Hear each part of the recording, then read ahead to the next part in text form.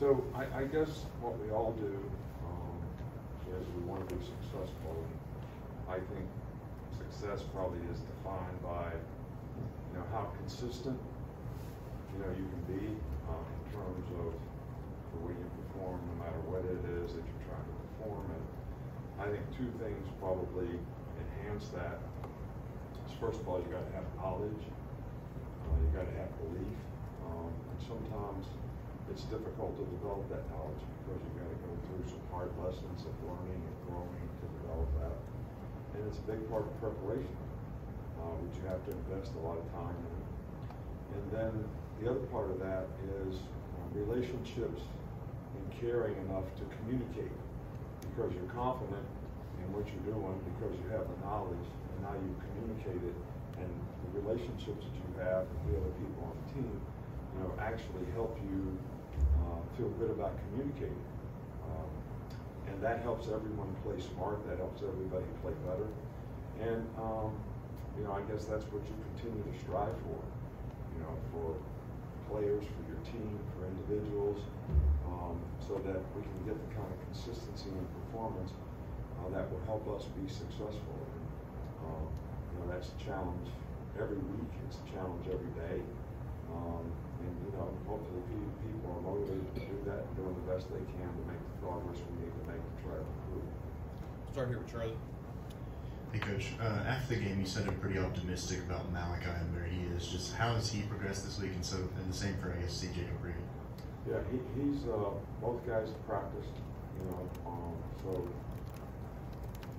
I think if they continue to progress like they have, they've got a good chance to play, but nobody can predict that right now. Nick? Kind of with the fourth quarter program that you guys run in the off season, where do you see the benefits of that now during the year when you guys are trying to string together a full 60 minutes? Yeah, well, I see the benefit of it when we play well in the second half, like we did at Ole Miss, or play well in the second half, like we did at Texas A&M.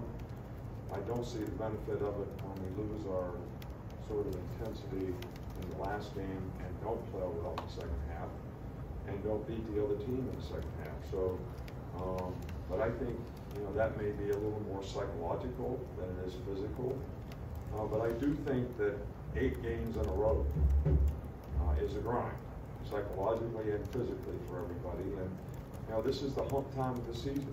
You either got the mental toughness to be able to sustain it and get over the hump, or you don't.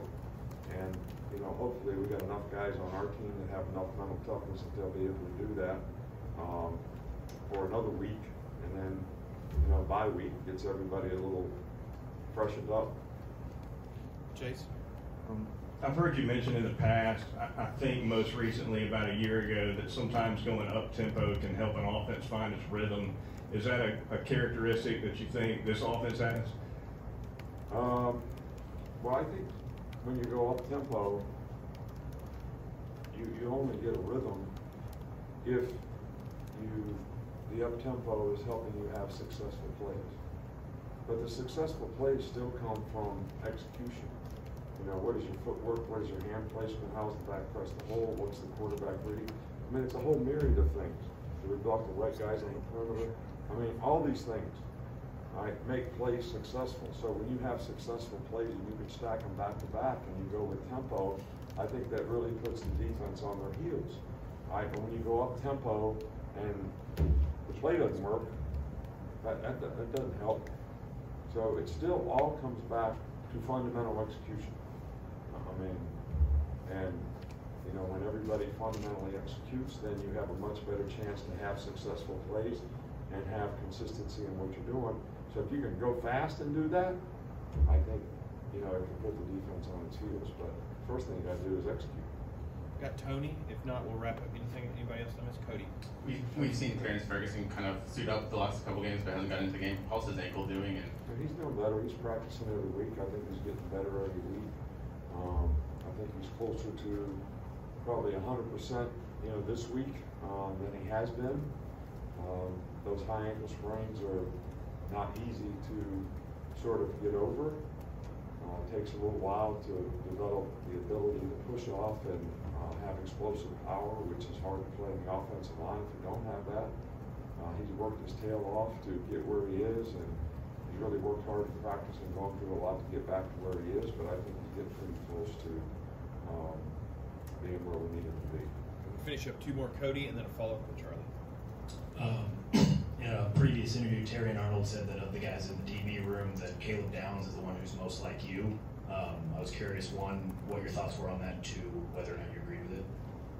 Well, you can ask Terry on what his opinion is about a lot of things. I mean, I like Terry on. He's got a great personality.